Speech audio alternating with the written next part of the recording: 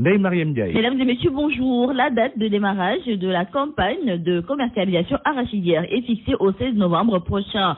L'annonce a été faite hier par le Premier ministre Mohamed Boun Abdallah Dionne au sortir d'une réunion interministérielle. Nos confrères de Sud Quotidien nous parlent aussi de ces 11 décisions majeures qui ont été donc retenues par le chef du gouvernement, dont la mise en œuvre devrait permettre d'avoir une bonne campagne de commercialisation de l'arachide. Et nos confrères de Sud Quotidien nous indiquent en outre le démarrage de la campagne. Il s'agit aussi de la fixation du prix du kilogramme d'arachide à 200 francs CFA. Nos confrères nous indiquent que cette panoplie de mesures est destinée à bonifier la campagne à venir. Dans le quotidien Le Soleil, nos confrères ajoutent que la mise en place d'un fonds de commercialisation de 11,5 milliards de francs CFA destiné à l'achat de semences, tout comme l'implication de la SONEOR dans la collecte et le traitement de la graine font partie des mesures arrêtées à cette occasion. De son côté, la Commission nationale de suivi de la campagne agricole s'est réjouie dans ce quotidien de ces mesures prises par le gouvernement pour une bonne organisation de la campagne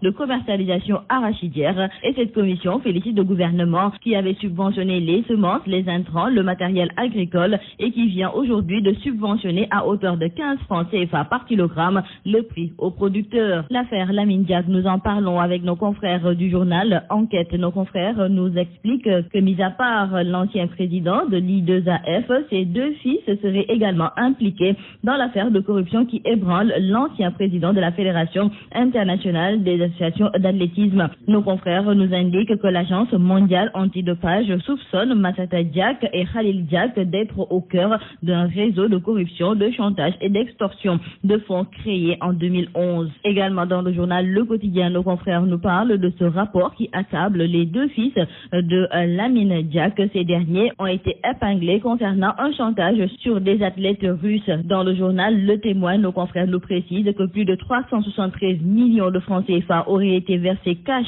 par des athlètes russes entre janvier et juillet 2012 et près de 328 millions de francs CFA auraient été réclamés par Massata Diack et Habib Cissé à une athlète turque. Et nos confrères nous indiquent que suite à une menace de déballage, une athlète russe a été remboursée par Pape Massata Diack. Et retenons enfin concernant cette affaire qu'au lendemain de la mise en examen à Paris pour corruption de l'ancien président de l'I2AF, les messages de soutien se multiplient du ministre des Sports au conseil spécial du président de la République.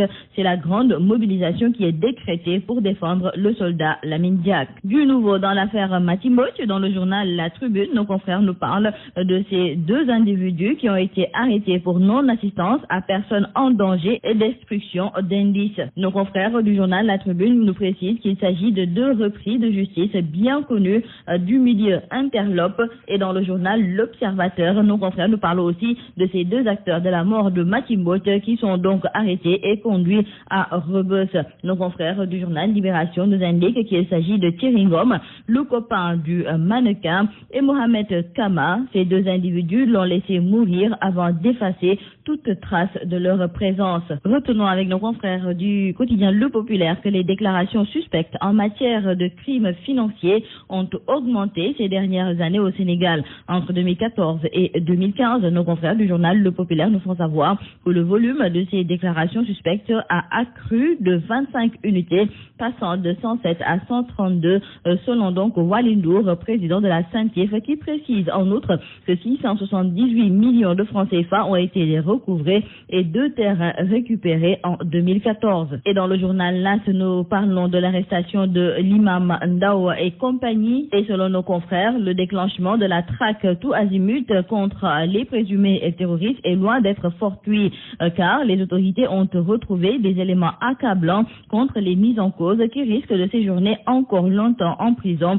Nos confrères du quotidien LAS révèlent que les enquêteurs ont trouvé 450 millions de dollars lors de l'interpellation de Mariam Sow et Koumbagnan, ces deux femmes qui habitent la banlieue. Et quant à l'imam Ndao de Kaolack, les flics ont trouvé dans sa chambre 2 téléphones satellites et un fax le reliant directement à Al-Qaïda au Maghreb islamique. Et nous terminons par nos confrères du journal Rewmi Quotidien qui nous raconte que le comptable et le clerc du cabinet de maître Nafissatou Diop risquent des peines de 10 ans et 6 ans d'emprisonnement ferme. Ils sont accusés d'avoir détourné plus de 493 millions de nos francs. Nos confrères du journal Rewmi Quotidien quotidien nous indique que l'affaire est mise en délibéré et le jugement sera rendu le 7 janvier prochain.